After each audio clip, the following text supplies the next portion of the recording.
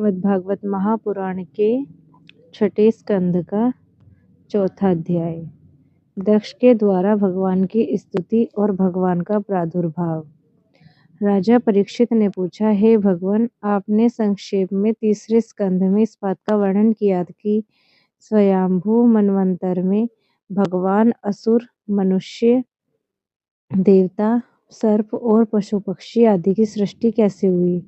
अब मैं उसी का विस्तार से वर्णन जानना चाहता हूँ। प्रकृति आदि कारणों के भी परम कारण भगवान आपकी जिस शक्ति से जिस प्रकार उसके बाद की सृष्टि करते हैं, उसे जानने की मेरी इच्छा है। सूत जी कहते हैं, शौनकादि ऋषियों, परम योगी व्यास नंदन श्री सुखदेव जी ने राजऋषि परीक्षित का यह सुंदर प्रश्न सुनकर उनका अभिनंदन किया और इस प्रकार कहा। श्री सुखदेव जी ने कहा, राजा, प्राचीन बरही के 10 लड़के जिनका नाम प्रचेता था, जब समुद्र से बाहर निकले तब उन्होंने देखा कि हमारे पिता के निवृत्ति प्रयाण हो जाने से सारी पृथ्वी पेड़ों से घिर गई है। उन्होंने वृक्षों पर बड़ा क्रोध किया। उन्होंने उनके तपोबल से मानो क्रोध की आग में आहुति डाल दी। बस उन्होंने वृक्षों को जला डालने के लिए अपने मुख से वायु और अग्नि की सृष्टि की। परीक्षित, जब प्रचेताओं की छोड़ी हुई अग्नि और वायु उन वृक्षों को जलाने लगी, तब वृक्षों के राज अधिराज चंद्रमा ने उनका क्रोध शांत करते हुए इस प्रकार कहा, महाभाग्यवान प्रचेताओं, ये वृक्ष बड़े दीन हैं। आप लोग इनसे द्रोह मत कीजिए, क्योंकि आप प्रजा की अभिवृद्धि करना जानते हैं और सभी जानते हैं कि आप प्रजापति हैं। महात्मा प्रचेताओं, प्रजापतियों के अधिपति अविनाशी भगवान श्री हरि ने संपूर्ण वनस्पतियों और औषधियों को प्रजा के हितार्थ उनके खान पान के लिए बनाया है। संसार में पाखों से उड़ने वाले चर प्राणियों के भोजन फल पुष्प आदि अचर पदार्थ हैं। पैर से चलने वालों के घास तृण आदि बिना पैर वाले पदार्थ भोजन है। हाथ वालों के वृक्ष लता आदि बिना हाथ वाले और पैरों वालों के मनुष्य आदि के धान गेहूं आदि अन्न भोजन है। 4 पैर वाले बैल ऊंट आदि खेती प्रकृति के द्वारा अन्न की उत्पत्ति में सहायक है। निष्पाप प्रचेताओं, आपके पिता और देवाधिदेव भगवान ने आप लोगों को यह आदेश दिया है कि प्रजा की सृष्टि करो। ऐसी स्थिति में आप वृक्षों को जला डालें, यह कैसे उचित हो सकता है। आप लोग अपना क्रोध शांत करें और अपने पिता पितामह प्रपितामह आदि के द्वारा सेवित सत्पुरुषों के मार्ग का अनुसरण करें। जैसे माँ बाप बालकों की पलकों नेत्रों की, पति पत्नी की, गृहस्थ भिक्षुकों की और ज्ञानी अज्ञानियों की रक्षा करते हैं, उनका हित चाहते हैं, वैसे ही प्रजा की रक्षा और हित का उत्तरदायी राजा होता है। प्रचेताओं, समस्त प्राणियों के हृदय में सर्वशक्तिमान भगवान आत्मा के रूप में विराजमान है। इसलिए आप लोग सभी को भगवान का निवास स्थान समझे। यदि आप ऐसा करेंगे तो भगवान को प्रसन्न कर लेंगे। जो पुरुष हृदय के उबलते हुए भयंकर क्रोध को आत्मविचार द्वारा शरीर में ही शांत कर लेता है, बाहर नहीं निकलने देता, वह काल क्रम से तीनों गुणों पर विजय प्राप्त कर लेता है। प्रचेताओं, इन दीनहीन वृक्षों को और न जलाइए। जो कुछ बच रहे हैं उनकी रक्षा कीजिए, इससे आपका भी कल्याण होगा। इस श्रेष्ठ कन्या का पालन इन वृक्षों ने ही किया है, इसे आप लोग पत्नी के रूप में स्वीकार कीजिए।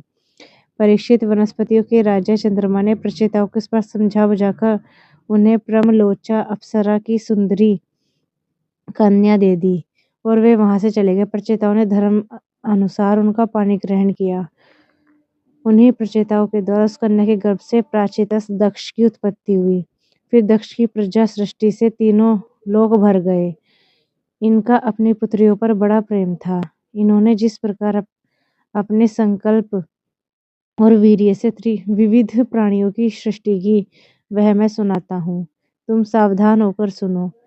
हे परीक्षित, पहले प्रजापति दक्ष ने जल थल और आकाश में रहने वाले देवता असुर और मनुष्य आदि प्रजा की सृष्टि अपने संकल्प से ही की। जब उन्होंने देखा कि वह सृष्टि बढ़ नहीं रही है, तब उन्होंने विंध्याचल के निकटवर्ती पर्वतों पर जाकर बड़ी घोर तपस्या की। वहाँ एक अत्यंत श्रेष्ठ तीर्थ है, उनका नाम है अघमर्षण। वह सारे पापों को धो बहाता है। प्रजापति दक्ष उस तीर्थ में त्रिकाल स्नान करते और तपस्या के द्वारा भगवान की आराधना करते। प्रजापति दक्ष ने इंद्रियातीत भगवान की हंस गुह्या नामक स्तोत्र से स्तुति की। उसी से भगवान उन पर प्रसन्न हुए। वह मैं स्तुति सुनाता हूँ। दक्ष प्रजापति ने इस प्रकार स्तुति की, हे भगवान, आपकी अनुभूति, आपकी चित्त शक्ति अमोघ है। आप जीव और प्रकृति से परे उनके नियंता और उनके सत्ता स्फूर्ति देने वाले हैं। जिन जीवों ने त्रिगुणमय सृष्टि को ही वास्तविक सत्य समझ रखा है, वे आपके स्वरूप का साक्षात्कार नहीं कर सकते, क्योंकि आप तक किसी भी प्रमाण की पहुंच नहीं है। आपकी कोई भी अवधि और कोई भी सीमा नहीं है। आप स्वयं प्रकाश और परात्पर हैं। मैं आपको नमस्कार करता हूँ। ये तो जीव और ईश्वर एक दूसरे के सखा है तथा इस शरीर में इकट्ठे ही निवास करते हैं, परंतु जीव सर्वशक्तिमान और आपके सख्य भाव को नहीं जानता।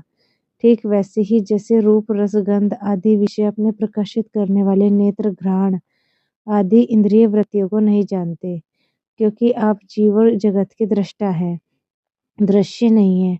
हे महेश्वर, मैं आपके श्री चरणों में नमस्कार करता हूँ। देह, प्राण, इंद्रिय, अंतःकरण की वृत्तियां, पंच महाभूत और उनकी तन्मात्राएं सब जड़ होने के कारण अपने को और अपने से अतिरिक्त को भी नहीं जानते, परंतु जीव इन सबको और इनके कारण सत्व, रज और तम इन तीन गुणों को भी जानता है, परंतु वह भी दृश्य और ज्ञेय रूप से आपको नहीं जान सकता, क्योंकि आप ही सबके ज्ञाता और अनंत हैं। इसलिए प्रभु, मैं तो केवल आपकी स्तुति करता हूँ। जब समाधि काल में प्रमाण और विकल्प और विपर्यय रूप त्रिविध ज्ञान और स्मरण शक्ति का लोप हो जाने से इस नाम रूपात्मक जगत का निरूपण करने वाला मन उपरत हो जाता है, उस समय बिना मन के भी केवल सच्चिदानंदमय अपनी स्वरूप स्थिति के द्वारा आप प्रकाशित होते रहते हैं। प्रभु, आप शुद्ध हैं और शुद्ध हृदय मंदिर ही आपका निवास स्थान है। आपको मेरा नमस्कार है। जैसे याज्ञिक लोग काष्ठ में छिपे हुए अग्नि को समिधैनी नामक के 15 मंत्रों के द्वारा प्रकट करते हैं, वैसे ही ज्ञानी पुरुष अपनी 27 शक्तियों के द्वारा भीतर गूढ़ भाव से छिपे हुए आपको अपनी शुद्ध बुद्धि के हृदय में ही ढूंढ निकालते हैं। जगत में जितनी भिन्न मात्राएं दिखाई पड़ती हैं, वे सब माया की ही हैं। माया का निषेध कर देने पर केवल परम सुख के लिए साक्षात्कार रूप आपके ही अवशेष रहते हैं, परंतु जब विचार करने लगता है, तब आपके स्वरूप में माया की उपलब्धि का निर्वचन नहीं हो सकता। अतः माया आप ही हैं।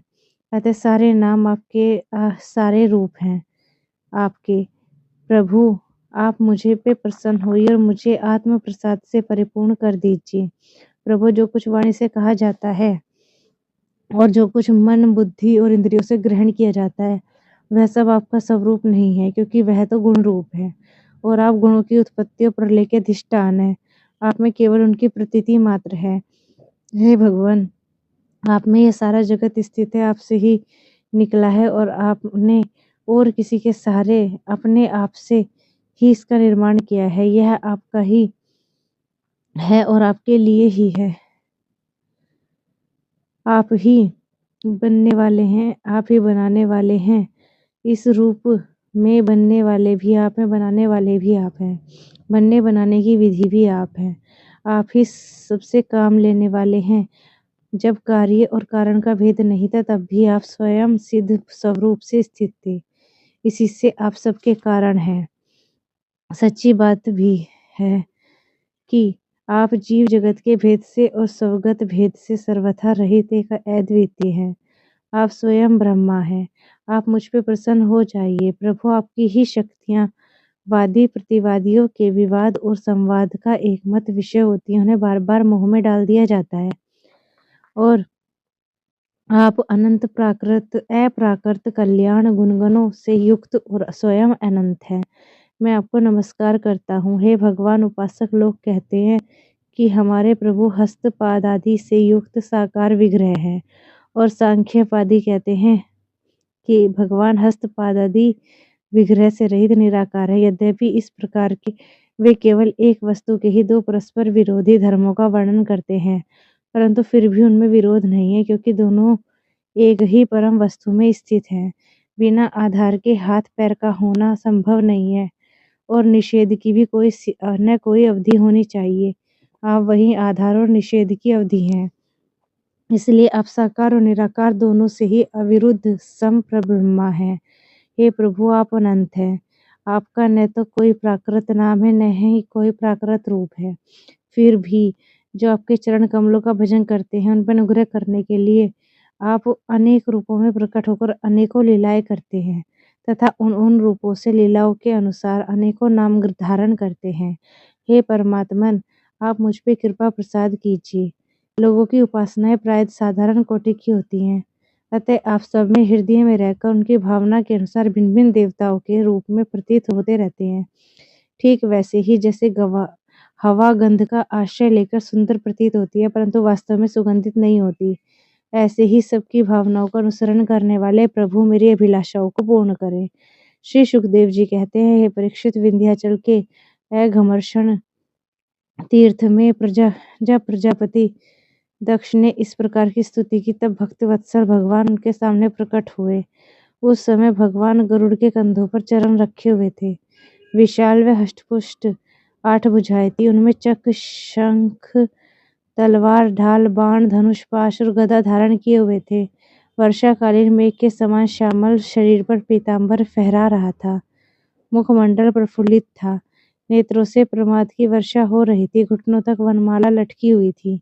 वक्ष स्थल पर सुनहरी रेखा थी। श्रीवत्स चिन्ह और गले में कौस्तुभ मणि जगमगा रही थी।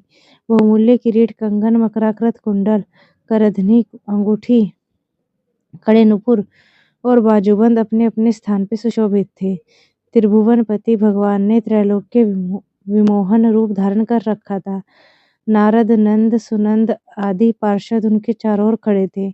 इंद्र आदि देवेश्वर गण स्तुति कर रहे थे, तथा सिद्ध, गंधर्व और चारण भगवान के गुणों का गान कर रहे थे। यह अत्यंत आश्चर्यमय और अलौकिक रूप देखकर दक्ष प्रजापति कुछ सहम से गए। प्रजापति दक्ष ने आनंद से भरकर भगवान के चरणों में साष्टांग प्रणाम किया। जैसे चरणों के जल से नदियां भर जाती है, वैसे परमानंद के उद्रेक से उनकी एक एक इंद्रियां भर गई, और आनंद के परवश हो जाने के कारण वे कुछ भी बोल नहीं पा रहे थे। हे परीक्षित, प्रजापति दक्ष अत्यंत नम्रता से झुककर भगवान के सामने खड़े हो गए। भगवान सबके हृदय की बात जानते ही हैं। उन्होंने दक्ष प्रजापति की भी भक्ति और प्रजा वृद्धि की कामना देखकर उनसे कहा। श्री भगवान जी बोले, हे परम भाग्यवान दक्ष, अब तुम्हारी तपस्या सिद्ध हो गई है, क्योंकि मुझ पर श्रद्धा करने से तुम्हारे हृदय में मेरे प्रति परम प्रेम का भाव उदय हो गया है। हे प्रजापति, तुमने इस विश्व की वृद्धि के लिए तपस्या की है, इसलिए मैं तुम पे प्रसन्न हूँ, क्योंकि यह मेरी इच्छा है कि जगत के सभी प्राणी अभिवृद्ध और समृद्ध हो। ब्रह्मा, शंकर, तुम्हारे जैसे प्रजापति, स्वयंभू आदि, मनु तथा इंद्रादि देवेश्वर, ये सब मेरी ही विभूतियां हैं और सभी प्राणियों की अभिवृद्धि करने वाले हैं। हे ब्राह्मण, तपस्या मेरा हृदय है, विद्या शरीर है, कर्म आकृति है, यज्ञ अंग है, धर्म मन है और देवता प्राण है। जब यह सृष्टि नहीं थी तब भी मैं था, जब निष्क्रिय, वह भी निष्क्रिय रूप में। बाहर भीतर कहीं भी और कुछ नहीं था, न तो दृष्टा था न दृश्य। मैं केवल ज्ञान स्वरूप और अव्यक्त था। ऐसा समझ लो मानो सब और सुषुप्ति ही सुषुप्ति छा रही हो। हे प्रिय दक्ष, मैं अनंत गुणों के आधार एवं स्वयं अनंत हूँ। जब गुणी माया के शोभ से यह ब्रह्मांड शरीर प्रकट हुआ, तब इसमें अयोनिज आदि पुरुष ब्रह्मा उत्पन्न हुए। तब मैंने उनमें शक्ति और चेतना का संचार किया। तब देव शिरोमणि ब्रह्मा सृष्टि करने के लिए उद्यत हुए, परंतु उन्होंने अपने सृष्टि कार्य में खुद को असमर्थ पाया। उस समय मैंने उन्हें आज्ञा दी कि कब तप करो। तब उन्होंने घोर तपस्या की। उस तपस्या के प्रभाव से पहले पहल तुम 9 प्रजापतियों की सृष्टि की। हे प्रिय दक्ष, देखो, यह पंचजन प्रजापति की कन्या आसिक्री है। जिसे तुम अपनी पत्नी के रूप में ग्रहण करो। अब तुम गृहस्थोचित स्त्री सहवास रूप धर्म को स्वीकार करो। यह आसिकरी भी उसी धर्म को स्वीकार करेगी। तब तुम इसके द्वारा बहुत सी प्रजा उत्पन्न कर सकोगे। हे प्रजापते, अब तक तो मानसी सृष्टि होती थी, परंतु अब तुम्हारे बाद सारी प्रजा मेरी माया से स्त्री पुरुष के संयोग से उत्पन्न होगी, मेरी सेवा में तत्पर रहेंगे। श्री सुखदेव जी कहते हैं, विश्व के जीवनदाता श्री भगवान श्री यह कहकर दक्ष के सामने ही इस प्रकार कह के अंतर ध्यान हो गए, जैसे स्वप्न में देखी हुई वस्तु देखकर स्वप्न टूटते हैं और लुप्त हो जाते हैं। राधे।